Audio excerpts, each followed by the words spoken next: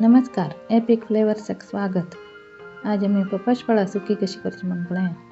हाका चिके गट्टी असूचे थोड्डे पिकिले पपाशफळ जावका ते पपाशफळ घेवन धुवन ताजी दूध कट करा आणि अर्ध भाग करा।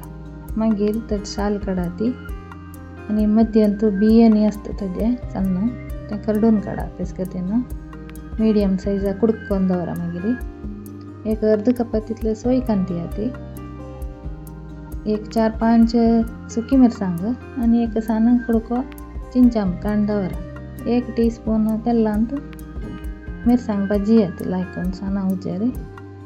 मागीर अर्ध टेबल स्पून तितले उडदा दाळी तेंची तेलांत के भाजी येते त्याची के भाजून येता म्हणताना ताकाची 3/4 टेबल स्पून तितले कोथंबीर घालाती। हे कोथंबीर दोन्ही चमच्यान लयतोची लायकून गोल्डन ब्राउन येवन ते भाजी येते। मागीर त्या मिक्सराक घालून घेवन ताजे वटू मिरसांग सोय चिंचाम आणि थोडे उदक घालून घेवन चिके खरवाटी येते मस्त ल्हान नाका।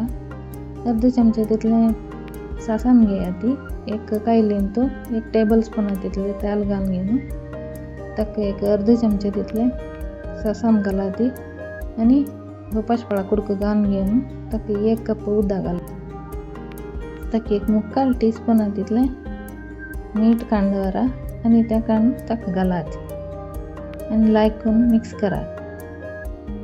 बावडी दांकोन एक सुमार 15 मिनिट ते शिजेत साना उज्जारी। मागीर ताजी बावडी काडून घेवन तांतूं थोडे उदक आसता ताकाची मासल घालून सोडाती आणि लायकून मिक्स करा। ओपास उदक घालका म्हूण ना। मागीर ते खतखत काडून घेवन चिके उदक आट्ट ते दवरून मागीर गॅस ऑफ करा।